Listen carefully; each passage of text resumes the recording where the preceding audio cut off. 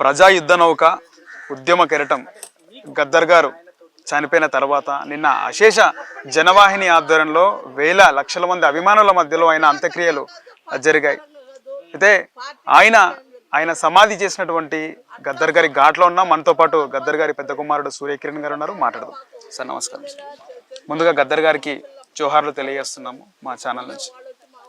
నిన్న ఆయన అంతిమయాత్రలో కొన్ని వేల మంది అడుగేశారు. సో మీకు చిన్నప్పటి నుంచి నాన్నగారి ఒక పెద్ద కుమారుడిగా, ఆయన వారసుడిగా మీరు చిన్నప్పటి నుంచి ఆయన దగ్గరగా చూసింది ఏంటి? నేను ముందు ప్రజలకి, అందరికీ, అశేషమైన ప్రజలకి, మా కుటుంబ తరఫున వేల లక్షలాది మంది తనని భౌతికాయాన్ని సందర్శించుకున్నారు.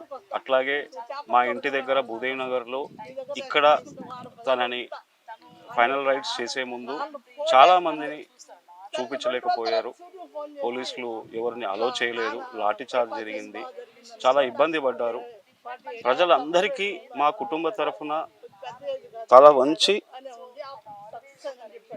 వందనాలు తెలియజేసుకుంటున్నాం.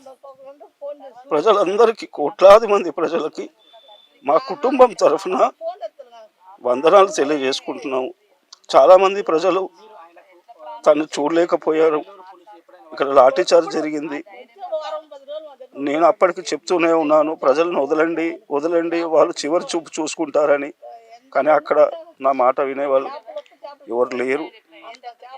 గేట్లు బంద్ చేసేసి కొంతమందిని అలో చేసి మిగతా వాళ్ళందరినీ లాఠీ చార్జ్ చేసి పంపించారు. ఆ ప్రజలందరికీ, వచ్చిన వాళ్ళకు, చూడలేకపోయిన వాళ్ళకు, అక్కడ జరిగిన ఇన్సిడెంట్కి ప్రజలందరికీ తల వంచి వందనాలు చెప్తున్నాను. మా నాన్న మాతో గడిపిన క్షణాలు ఒక క్షణము 2 క్షణాల్లో ఉంటాయి. మొత్తం జీవితం ప్రజలతోనే గడిపిండు ఆయన.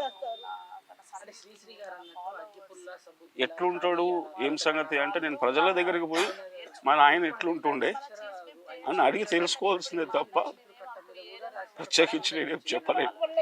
వ్యక్తిగతంగా మా నాన్న ఇప్పుడు ప్రజలతోనే ఉన్నాడు. మాతో కొన్ని క్షణాలు మాత్రమే గడిపాడు.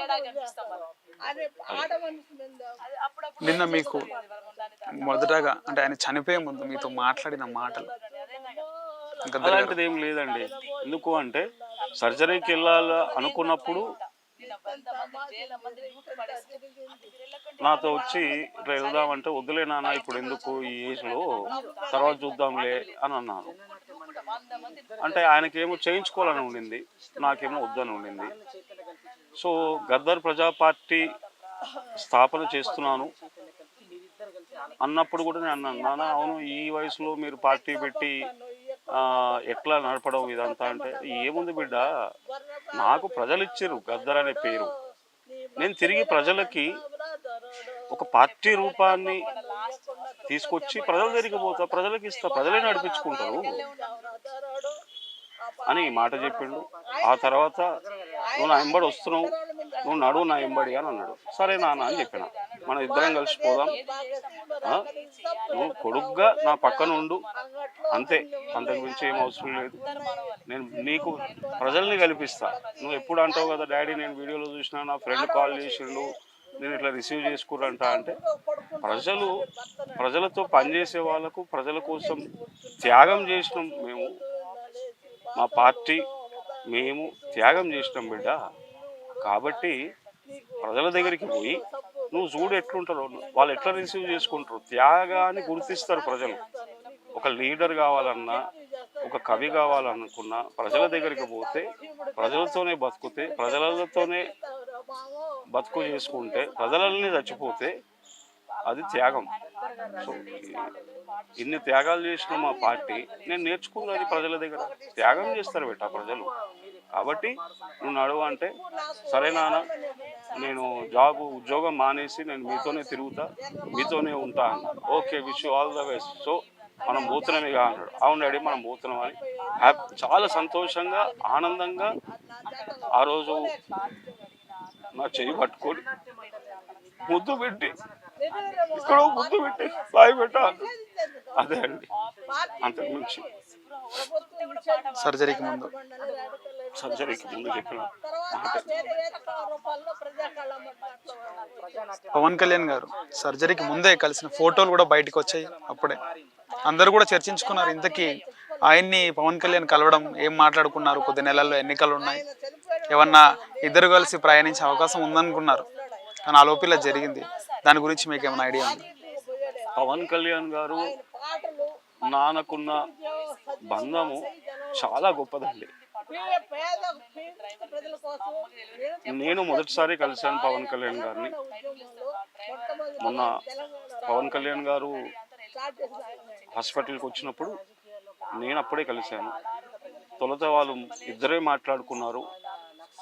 ఏం మాట్లాడుకున్నారు అనేది మేము బయట కూర్చున్నాము. తర్వాత లోపల పిలిపించాడు నాన్న.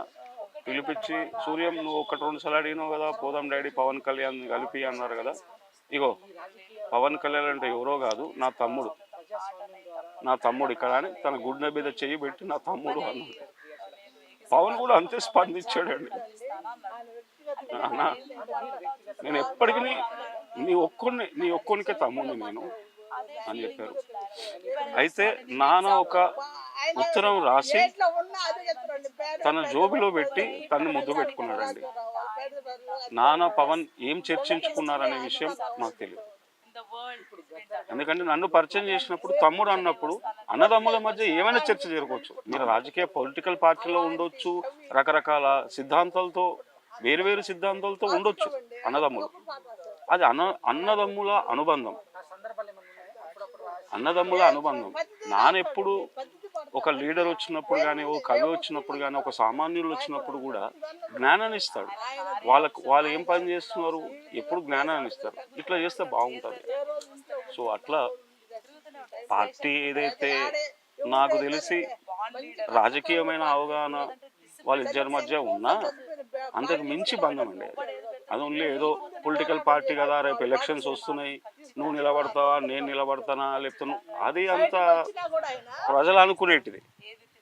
వాళ్ళిద్దరి మధ్య బంధం ఏదైతే ఉందో అది జన్మజన్మాల బంధం. ఎందుకంటే నన్ను చాలా ప్రజలు వస్తూనే ఉంటారు, కలుస్తూనే ఉంటారు. మా నాన్ని లీడర్లు వస్తారు, పొలిటికల్ పీపుల్ వస్తారు. తన జీవితంలో ఆల్ రకరకాల కండిషన్స్తో వచ్చేవాళ్ళు ఉంటారు. సో ఆ అనుబంధం విషయాలు నాకు తెలియదు. కానీ ఒకటైతే తనకు ఒక ఉత్తరం రాసి ఇచ్చాడు, ప్రేమతో ముద్దు పెట్టి తన జోబులో పెట్టాడు. ఖద్దర్ గారు పవన్ కళ్యాణ్ సార్. అలాగే ముఖ్యంగా చూసుకుంటే ఆయన చాలా బిజీ, లైఫ్లో చాలా బిజీ. ఆయన ఎన్నో ఉద్యమాలు, ఎప్పుడు ప్రజల్లో ఉంటూ ప్రజా సమస్యలు, పాటలు. ఇప్పటికీ నిన్న ఆ పాటలు నేరుగా నిన్న వింటుంటే కూడా ప్రతి ఒక్కరికి గూస్ బంప్స్ వస్తూ ఉంటాయి. సో అలాంటిది చిన్నప్పటి నుంచి మీకు ఎప్పుడైతే మీ ఊహ వచ్చినప్పటి నుంచి ఎలా ఉండేవారు ఇంట్లో ఖద్దర్ గారు? పొద్దున్న లేచినప్పటి నుంచి దాదాపు ఒక 20 ఏళ్ళు అయినాకనే, అంటే 19 ఇయర్స్లోనే రెగ్యులర్గా అప్పుడప్పుడు మాతో ఉండేది. అంటే అది కూడా ఒక 1-2 గంటలు కనిపించేవాడు. మీకు ఊహ వచ్చినప్పుడు ఎలా ఉండేది గుర్తులేదు. మేము హాస్టల్లో పెరిగాము. అంతకుముందు చిన్నప్పుడు మా అత్తయ్య దగ్గర ఉన్నాము, శాంతమ్మ దగ్గర, ఇద్దరం అంతే. సో మేమందరం గద్దర్ అనేది మేము స్కూల్లో ఉన్నప్పుడు, హాస్టల్లో ఉన్నప్పుడు పాటలు ఉండేది, కానీ మాకు అంతగా ఇది లేదు. 19 ఇయర్స్ కాలేజ్ డేస్ తర్వాత అప్పటి నుంచి కలిసేవాళ్ళు. సో ఎప్పుడు కూడా అంత కొడుకు కదా వీళ్ళతో ఇట్లా ఉండాలి, బట్టలు ఇప్పియాలి, తీసుకుపోవాలి, అదంతా ఏం లేదండి. ఎప్పుడు ప్రజలతోనే ఉన్నాడు పొద్దున్న లేచినప్పటి నుంచి. హార్డ్లీ చాలా తక్కువగా సమయం కానీ ఇచ్చేవాడు. ఏం బిడ్డ చెప్పు, ఎట్లున్నావు, ఏం సంగతి, ఆరోగ్యం మంచిగా ఉందా, ఆరోగ్యం మంచిగా చూసుకో, మంచిగా ఉండు, ఇంతే చెప్పేవాడు. ఇంతకు ఏదైనా టెన్షన్ తీసుకోవద్దు, దృఢ నిశ్చితం ఉండాలి, ముందుగానే బతకాలి బిడ్డ. మన బతుకులానికి ఇట్లా ఉంటుంది, ముందుగా బతకాలి, కొట్లాడాలి. ఎప్పుడు అన్నిటికి భయపడి వద్దులే అనుకొని పక్కకు పోవద్దు, కొట్లాడాలి. మరి ఏడ కొట్లాడాలి, కొట్లాడాలి, ఏడ తగ్గాలో అలా తగ్గాలి, ఎట్లుండాలా అనేది చెప్పేవాడు అండి. అది ఇట్లా నలుగురు కూర్చున్నప్పుడు నేను పోయి అవకాశం తీసుకొని పోయి కూర్చొని మాట్లాడేది. ఈ మధ్య కాలంలో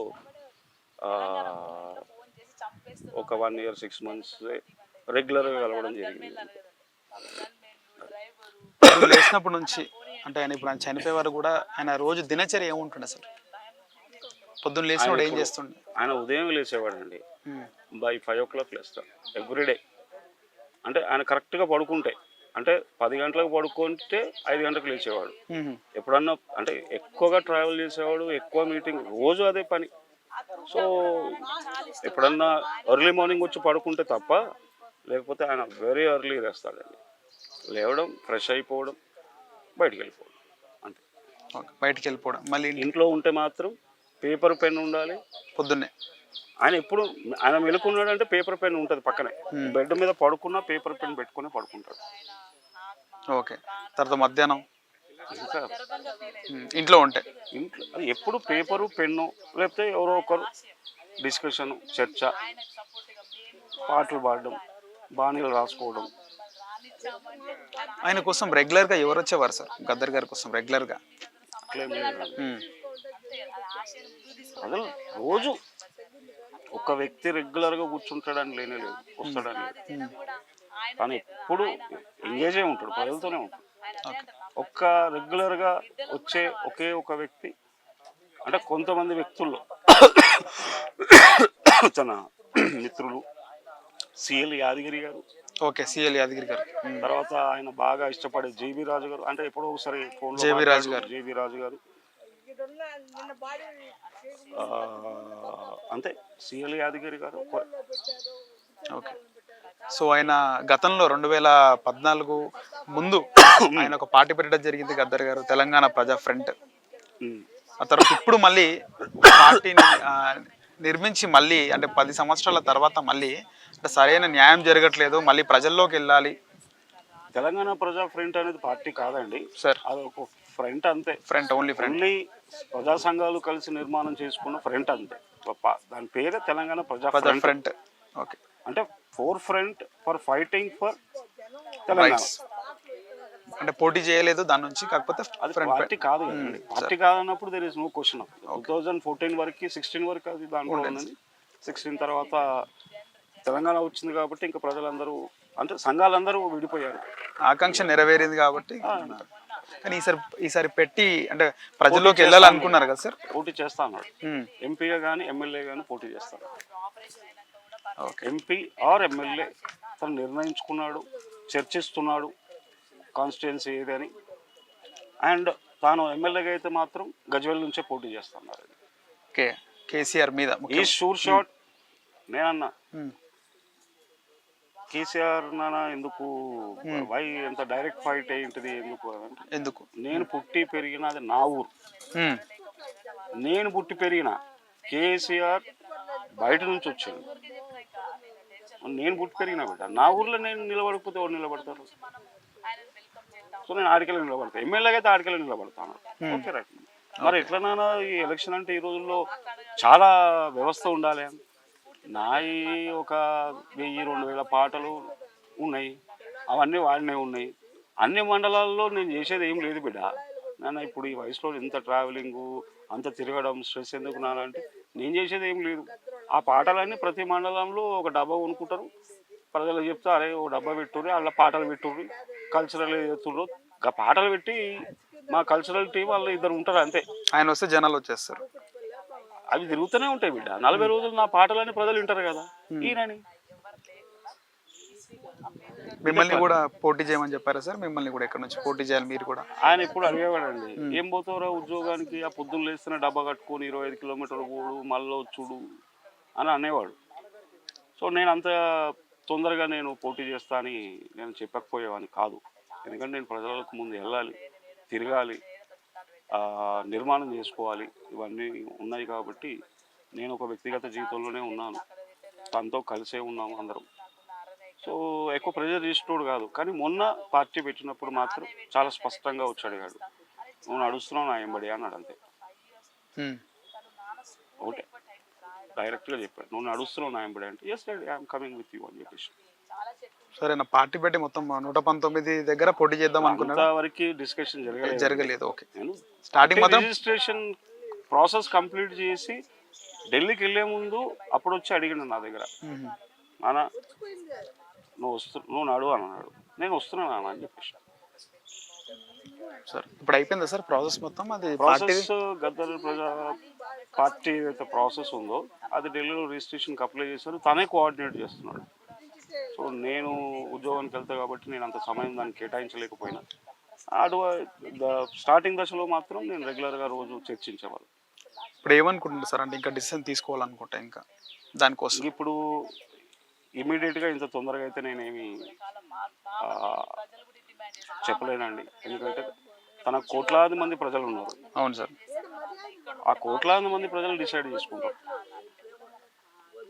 ఇప్పుడు నానున్నంత వరకు ఆ జీవితం వేరే. కొంచెం వెనకోలే. సో నాన్న ఒకటే అంటాడు, నువ్వు ప్రజల దగ్గరికి వెళ్ళాలనుకున్నప్పుడు ప్రజలు ఏం నిర్ణయిస్తారో అదే నిర్ణయం చేసుకో, తప్పే వ్యక్తిగత నిర్ణయాలు చేయొద్దు అని అన్నాడు సార్. ఈ మధ్య రీసెంట్గా ఈ పార్టీకి సంబంధించిన చర్చ జరిగినప్పుడు మాత్రం సార్ 2 తెలుగు రాష్ట్రాల్లో గద్దర్ అనే వ్యక్తి తెలియని వాళ్ళైతే ఉండరు సార్. కానీ నిన్న ఏదైతే ఆయన అంతిమయాత్రలో కొన్ని వేల లక్షల మంది పాల్గొన్న తీరు, అంటే ఒక మంత్రిగా చేసిన వ్యక్తికి కూడా అలాంటి ప్రజాదరణ లభించలేదనే చెప్పుకోవాలి. వేల మంది అసలు మీడియాలో చూస్తుంటే జనాలు ఎక్కరిసిపోయి, మీరు ఆయన బాధ్యతను భుజాన్ని వేసుకొని ప్రజల్లోకి ఏమైనా వెళ్ళే అవకాశం ఉందంటారా? మా నాన్న ఇప్పుడు త్యాగం చేయమని చెప్తాడు. త్యాగానికి సిద్ధంగా అయితేనే ముందుకు నడవంటారు. ఊరికి ప్రజల దగ్గరికి వెళ్ళిపోయి ఏదో చేస్తా అది ఇది అని అందరి లెక్క చేస్తే ఉంటుంది బిడ్డ. త్యాగానికి సిద్ధపడి ముందుకు నడవాలి అని అన్నాడు. సో డెఫినెట్లీ ప్రజలు కోరుకున్నప్పుడు బాధ్యత అంటావా, నాన్న ఎన్నో చేశారండి. ఒక పాట లేకపోతే ఒక మాట ఒక డ్యాన్సో కాదు, ఒక 3000 గుడిసెలు ఇక్కడ వేయించాడు. ఈ స్కూలు, ఈ నిర్మాణం, ఈ ట్రస్ట్ అంతా తనే చేసిండు. ఈ లోపల అంది గుడిసెలన్నీ కూడా ఇక్కడ నుంచి అక్కడ వరకు భూదేవి నగర్ లోపల యాదమ్మ నగర్ దగ్గర కూడా తనే చేసిండు. అక్కడ పట్టాలు ఇప్పించిండు, అక్కడ ఒక బిల్డింగ్ కట్టించిండు, మ్యారేజెస్కి ఫంక్షన్ హాల్ కట్టించిండు, చదువుకోవడానికి కింద అక్కడ స్కూల్ కట్టించిండు.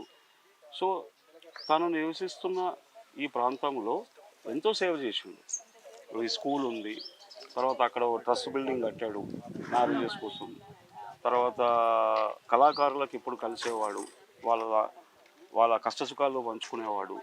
సో మా శక్తి మేరకు మేము ఏమి చేయగలిగినాం అనేది మా అమ్మగారు, మా చెల్లి, మా బావగారు, మా మిస్సెస్, మేము అందరం కూర్చొని మా కుటుంబ సభ్యులు, తర్వాత నాన్నకు అత్యంత సన్నిహితులు ఎవరైతే ఉన్నారో వాళ్ళందరితో కూర్చొని ఏం చేయగలం మేము అనేది చర్చించుకొని ఒక్కొక్కరు ఒక్కొక్క బాధ్యతను తీసుకొని చేస్తాం.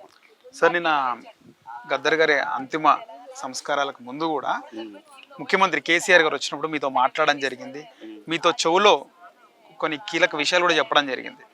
ఇలాంటి స్పెక్యులేషన్స్ ఏం చేయకండి దయచేసి, మీకు దండం పెడతాము. వారు పెద్దవారు, గౌరవప్రదంగా వచ్చి తను నమస్తే అన్నాడు, మేము కూడా నమస్తే అని చెప్పాం. అంతకు మించి ఏమీ జరగలేదు. అలాంటి విషయాలు అలాంటి సమయంలో ఇప్పుడు కేసీఆర్ గారు చాలా ఒక ముఖ్యమంత్రి గారు ఆ సిచ్యువేషన్లో తను ఒక పరామర్శించడానికి వచ్చాడు కాబట్టి అంతవరకే. అలాంటి స్పెక్యులేషన్స్ ఏం చేయకండి. మనం ఏదో మాట్లాడేసేయాలి కాబట్టి చోలో చెప్పిండు, దట్స్ ఆల్. It's not. మనం ఒక జర్నలిస్ట్గా మనం ప్రశ్న అడుగుతున్నప్పుడు ఆ కండిషన్ బట్టే అడగాలి. దాంట్లో మీరు కరెక్షన్ రాజకీయంగా ఏమన్నా అదే చెప్తున్నానండి. నేను మీకు చెప్పింది ఏంది, మీరు జర్నలిజం ప్రిన్సిపల్స్ ఆఫ్ జర్నలిజంలో కండిషన్ని, సిచ్యువేషన్ని స్పెక్యులేట్ చేసి తప్పుదారి పట్టించొద్దు. నేను క్లారిటీగా చెప్తున్నాను. మీరు జర్నలిస్టు, నేనేం భయపడా.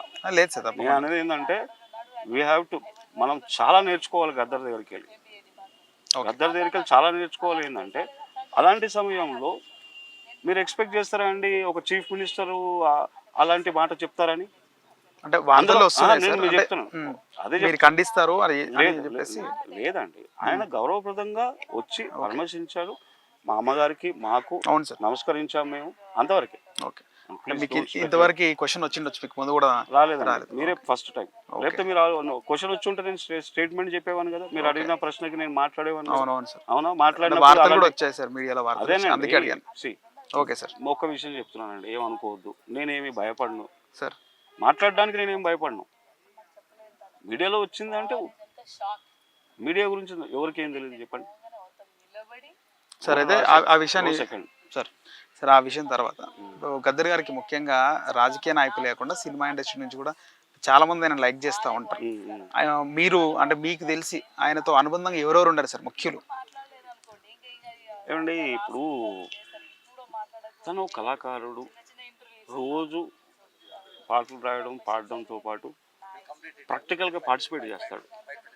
సినిమా ఇండస్ట్రీలో అందరికీ చాలా పరిచయం, పాటగా వ్యక్తిగతంగా కూడా. సో యూనిక్ కదా సార్ ఆయన, యూనిక్. సో అట్లా ఆర్ నారాయణమూర్తి గారు, తర్వాత పవన్ కళ్యాణ్ గారు, తర్వాత మోహన్ బాబు గారు, చాలామంది ఉన్నారండి, బ్రహ్మానందం గారు, అలీ గారు, చాలామంది ఉన్నారు. అంటే ఒక్కరి పేర్లు మేము ఒక 4 పేర్లు చెప్పేసి వీళ్ళే తెలుసు అని చెప్పలేం. Is connected through a song, అట్లా అందరు ఇష్టపడతారు. కాబట్టి ఒక ఫిలిం ఇండస్ట్రీయో, ఒక పొలిటికల్ వింగో, లేకపోతే ఒక ప్రజా ఆర్గనైజేషన్ ఒకరే అట్లా ఉండరు ఆయనతో సార్, ఒకరే అట్లా ఉండరు. ఓకే, సో మీకు ఎక్కువగా ఎవరి గురించి చెప్పేవారు? మాకు సమయం ఉంటాయి కదండి, మాకు ఎప్పుడైనా ఉన్నప్పుడు సినిమా రంగం సంబంధించి, రాజకీయ రంగం సంబంధించి మేము ఇప్పుడు తను రాజకీయ అవగాహన ప్రజల దగ్గర నేర్చుకుంది, తర్వాత తన సిద్ధాంతాలు ఎట్లా రాసుకోవాలి, ఇదే చర్చ జరిగేది. కానీ ఒక వ్యక్తి గురించో లేకపోతే ఒక ఆర్గనైజేషన్ గురించో తను ఎప్పుడు మా ఇంట్లో చర్చ చేయలేదు సార్. క్యాజువల్గా కలిస్తే నానా ఫోటో వచ్చింది కలిసినాం అంటే కలిసినాం, అంటే మీటింగ్ పోయినాం కలిసినాం, ఏదో ఒక సందర్భంలో కలిసినాం అని చెప్తుండే తప్ప ఇట్ ఈస్ నాట్ పర్టికులర్. ఇంట్లో ఉంటే మాత్రం చాలా సిన్సియర్, చాలా డిసిప్లిన్డ్గా క్లియర్గా ఉండేవాడు. నేను 1 గంట 2 గంటలు ఉంటున్నాను, మా అబ్బాయి నేను వెళ్ళాను అనుకోండి, ఇదే మాట్లాడతాను. పాట, ఒక రాజకీయ అవగాహన, ప్రజల్ని ఎట్లా కదిలించాలి, ఇది మాట్లాడతాడు అంతే. He will prepare you as individual. Sir Gaddar గారు ఆయన పట్టుకునే కర్రకి ఒక జై భీమ్ జెండా, నీలం జెండాతో పాటు ఒక red colour, yellow colour, blue colour ఉన్నటువంటి క్లాత్ కట్టుకునేవారు. ఇప్పుడు దాని గురించి బ్లూ అండ్ వైట్ ఎల్లో ఏతుందో అది బుద్ధుడిది. అవును సార్. ఓకే, ఎర్ర జెండా అనేది ఎర్ర జెండా అంతే. ఓకే, నీల అనేది అంబేద్కర్ గారు. సార్ ఎప్పుడైనా మీకు డౌట్ వచ్చి మీరు ఏమైనా అడిగేవారా చిన్నగా ఉన్నప్పుడు? అంటే చిన్నగా ఉన్నప్పుడు నాకేం డౌట్ రావు. నువ్వు వెళ్ళి మీ ఫాదర్, ఫర్ ఎగ్జాంపుల్ మీ ఫాదరు ఈజ్ తన ఫీల్డ్లో ఉన్నప్పుడు ఏంద్రా నాకు ఇల్లు పట్టుకు, యూ డోంట్ ఆస్క్, మనకు అర్థం కాదు అది. ఓకే, ఇప్పటికి కూడా స్పెషాలిటీ ఉంటుంది కదా సార్ దాంట్లో. ఇప్పటికి కూడా ఎందుకు రానా గిన్ని జెండలు గిన్ని కట్టలు అంటే ఉంటారా, ఏదో నాటు పోయిన అది కనిపించింది కూడా కట్టిరు, దానికి ప్రేమతో కట్టిరు కాబట్టి ఎదుగు తీయాలని ఉండని అలాగే పట్టుకొని తిరుగుతున్నా, అట్లే పట్టుకొని తిరుగుతున్నా నేను నేరుగా. అయితే బుద్ధుడిది మాత్రం తను కట్టుకున్నాడు. ఎందుకు అంటే తను చాలా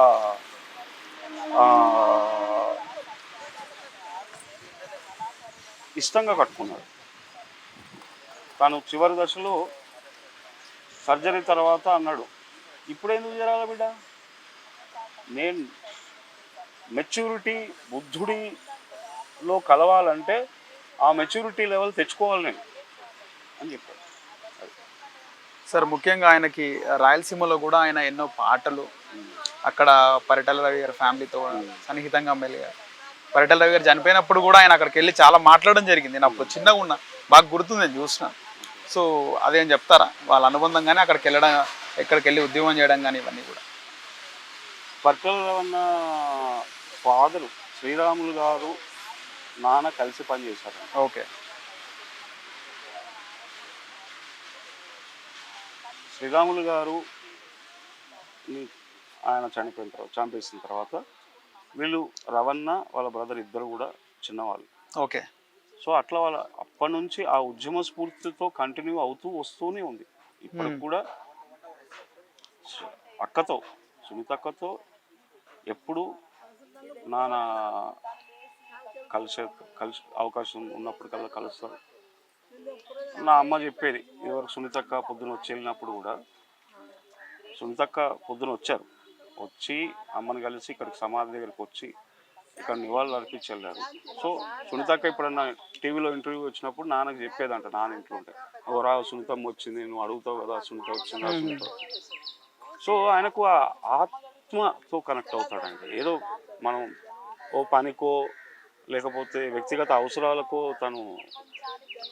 తను ఆత్మతో కనెక్ట్ అయిన బంధం శ్రీ పరిటాల ఫ్యామిలీతో. సార్ ఆ తర్వాత మీకు ఎప్పుడైనా చెప్పేవారా వాళ్ళ గురించి ఏమన్నా ఎప్పుడైనా? నేను ఎక్కువ రవణ గురించి, వాళ్ళ ఫాదర్ గురించి, శ్రీరామయ్య గారి గురించి ఓకే ఎప్పుడు చెప్పేవాడు. ఎందుకు అంటే ఆ ప్రేమ వేరే.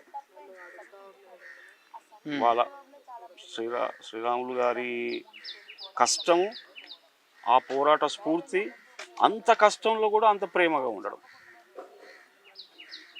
అట్లాగే రవణ ఉన్నప్పుడు కూడా మేము రెగ్యులర్గా పోయేది, అక్క కలిసేది, అన్న కలిసేవాడు.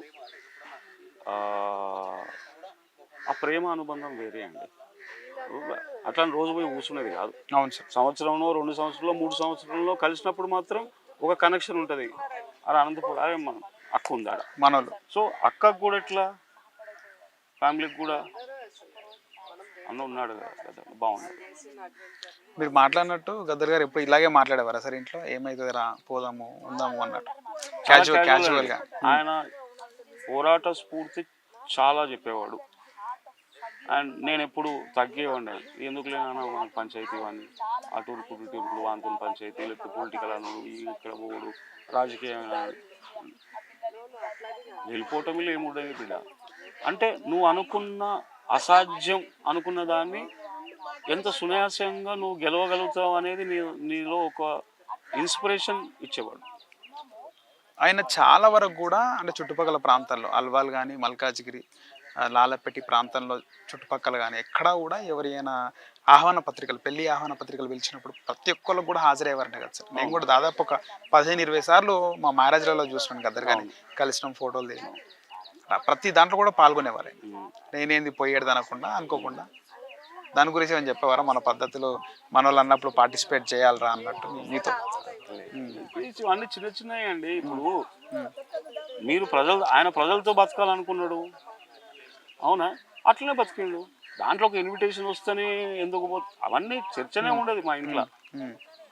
మా నాన్నగారు మా అమ్మగారు క్లియర్గా, మేము వయసుకు ఎదిగే కొద్దీ మాకు చిన్నప్పటి నుంచి మేము ఒక దశ వచ్చిన తర్వాత అప్పుడే చెప్పారు, ఏమని, మేము ప్రజల కోసం పనిచేస్తాం. అదే రోజు చెప్పేవాడు, నేను ప్రజల మనిషిని, ప్రజల కోసమే ఉంటాను, ప్రజల కోసమే చచ్చిపోతాను అని చెప్పి. ఇక దాంట్లో ఇవన్నీ పెట్టెడ్ థింగ్స్ మీరు అడిగితే మేము ఏం చెప్పగలుగుతాం? Have some little bit more higher journalism questions ఏమైనా అడిగితే బాగుంటుంది. నేను నేరుగా చూసిన ఎక్స్పీరియన్స్ అడిగాను సార్. అదే చెప్తున్నాను సార్ నేను అనేది. ఎందుకంటే ఇవన్నీ కూడా మీరు దాంట్లో ఎప్పుడైనా కానీ గదర్ గారి ఇంటర్వ్యూస్ చూడండి, ప్రజల కోసమే అని చెప్పిండు. సో ప్రజల కోసం అన్నప్పుడు ప్రతి దాంట్లో కూడా పార్టిసిపేట్ చేస్తారు, అవునా? సో ఇలాంటి you make your self more higher. Sir అయితే ఫైనల్గా మనకి గద్దర్ గారు చనిపోయిన తర్వాత నగరంలో ముఖ్యంగా ఆయన స్మృతివనం ఏర్పాటు చేయాలని చెప్పి ఆయన అభిమానులు చాలా మంది కోరుకున్న మాట నిన్న సోషల్ మీడియాలో కూడా వార్త చక్కర కొట్టు. ఓకే, సో ఒకటండి, నేను ఒకటి చెప్పగలుగుతాను. ప్రజలకు నాన్న ఒక స్ఫూర్తిగా నిలబడ్డాడు. అంటే మీరందరికి కూడా, ప్రజలందరికీ కూడా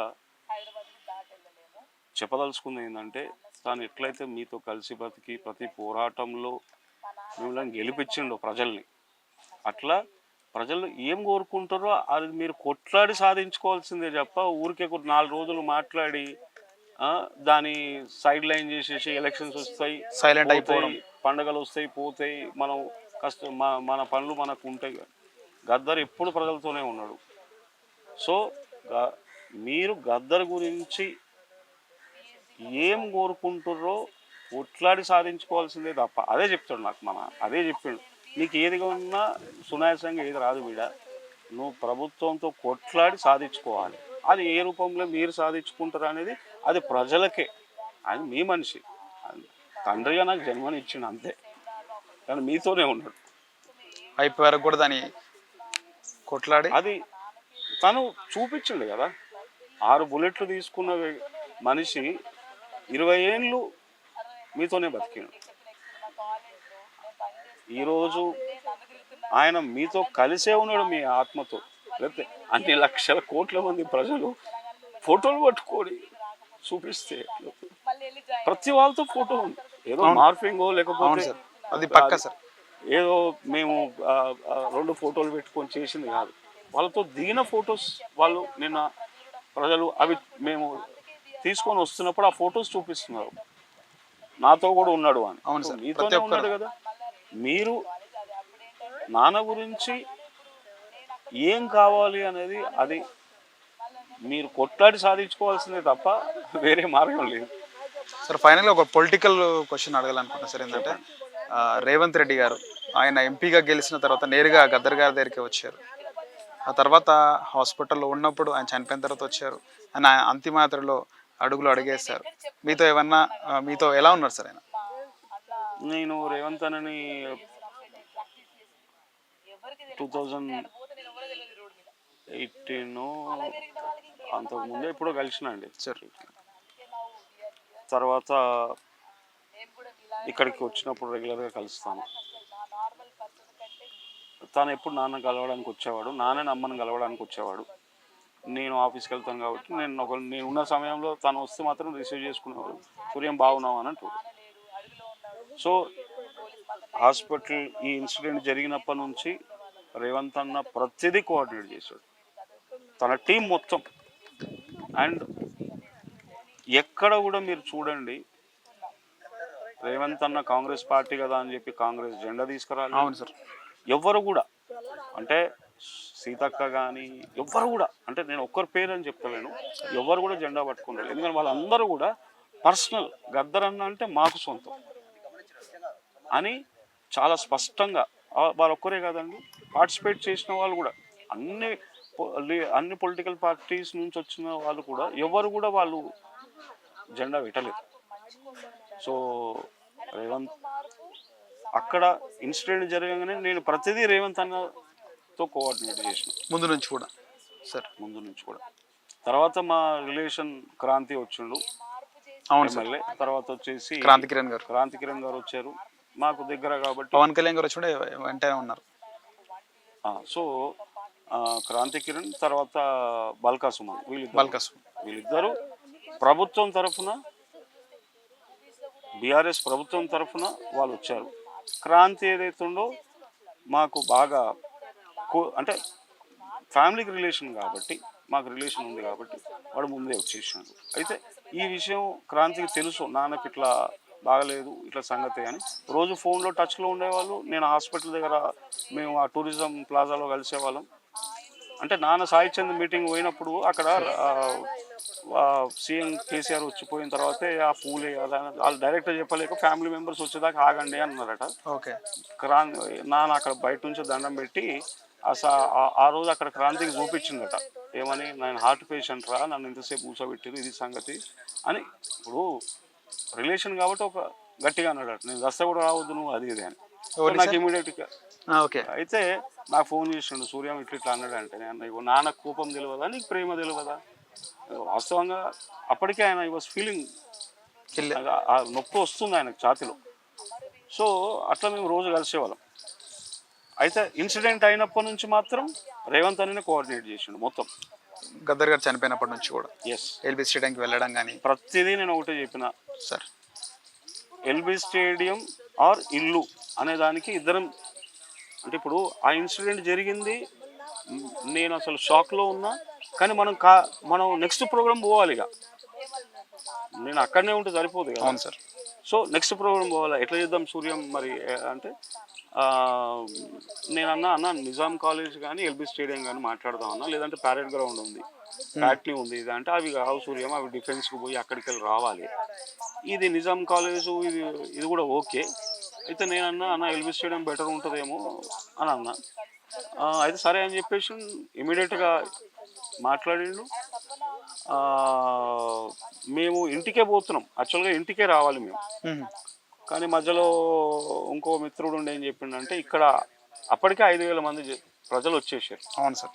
సో ఇక్కడ కష్టం అవుతుంది అంటే అప్పటిదప్పుడు డైవర్ట్ చేసుకున్నాను నేను, ప్యాట్నీ నుంచి డైవర్ట్ చేసుకొని ఎల్బీ స్టేడియం పోయినా. సో అన్న మేము ఇటే వస్తున్నాం అంటే అవునా సూర్యం నో ప్రాబ్లం అని అనగానే అక్కడ వినిపిస్తుంది నాకు.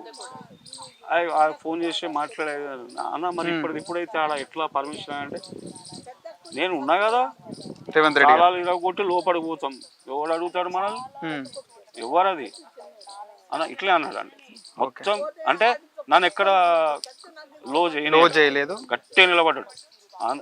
ప్రతి ఒక్కరిని లైన్లో కలిపాడు, కమిషనర్, డీజీపీ, హోమ్ మినిస్టర్, మొత్తం ప్రభుత్వానికి ఎదిరిచ్చేసినాడు రేవంత్ రెడ్డి గారు. కొండంత ధైర్యాన్ని ఇచ్చారు. డెఫినెట్లీ అండి, అది 100%. సో నేను అక్కడ ఎవరితోనన్నా ప్రతిదీ కమ్యూనికేట్ చేసింది రేవంత్ అండ్ వీళ్ళు ప్రభుత్వ తరఫున వచ్చారు కదా, క్రాంతి రిలేషన్, వాడు ఎట్లా రావాలో తప్పదు. అవునా, ఎమ్మెల్యే ఉన్నాడు కాబట్టి మోర్ ఈజీ అయింది. సో బల్కా సుమన్ నాన్నకు విద్యార్థి దశ నుంచి పరిచయం, టీఆర్ఎస్ ఎమ్మెల్యే ప్రభుత్వ తరఫు నుంచి తను వచ్చాడు. సో ప్రతిదీ రేవంత్ అన్న నాకు కోఆర్డినేట్ చేసాడు సార్. ఆ టైంలో మీకు ఎంత హిమ్మత్ అనిపిస్తుంది సార్ అలా చెప్పేవారికి? అవన్నీ కూడా ఫోన్లో జల్దీ ఓపెన్ చేస్తా అది అని చెప్పేవారికి. ఇక అన్న ఉన్నాడు కదా నాకు ఎందుకు, ఇక నేను ఆలోచన చేయాల్సిన పని లేదు. ఇప్పుడు ఏదో చిన్న ఇన్సిడెంట్ అయింది, ఏదో ఒకరు పోతురు, ఏదో పడ్డాడు అనుకో, డాక్టర్ దగ్గర పోయినప్పుడు అరే ఏం లేదబ్బా నేను చూసుకుంటా, నువ్వు అది మర్చిపో అంటే నువ్వు పెయిన్ మర్చిపోతావు. అవునా, అట్లనే రేవంత్ అన్న నాకు ఇచ్చిన ఇప్పుడు ధైర్యం అంటే ఆయన నిలబడ్డాడు కదా. ఒకటే నేను లేనా సూర్యం అన్నాడు. అయితే నాకు అన్నతో అనుబంధం ఎట్లా అంటే అన్నకు జనరల్గా నేను ప్రైవేట్ లైఫ్ బతుకుతున్నాను. అవును సార్. జాబ్ చేసుకుంటున్నాను. నాకు పెద్ద పబ్లిక్ అఫైర్స్ నేను తక్కువ మెయింటైన్ చేస్తాను. సో ఒకటైతే నాకు తెలుసు, అన్నకు ఫోన్ చేస్తే ఇమీడియట్గా వస్తాడు, మాట్లాడతాడు, చేస్తాడు. సో రేవంత్ అన్న ఈరోజు ఇట్లా కూర్చొని మాట్లాడగలుగుతున్నాం అంటే కూడా అన్న ఉన్నాడు కాబట్టి. రేవంత్ గారు అంటున్నారు సార్. సార్ ముఖ్యంగా మీరు కూడా గద్దర్ గారి అడుగు జాడల్లో నడిచి భవిష్యత్తులో అంటే త్వరలోనే ప్రజాక్షేత్రంలోకి వెళ్ళాలని చెప్పి మా టుడే టుమారో ఛానల్ నుంచి ప్రత్యేకంగా కోరుకుంటూ గద్దర్ గారికి మరోసారి మా ఛానల్ నుంచి జోహార్లు చెప్తున్నామన్నా. జోహార్ గద్దర్ గారు. జోహార్. ధన్యవాదాలన్నా.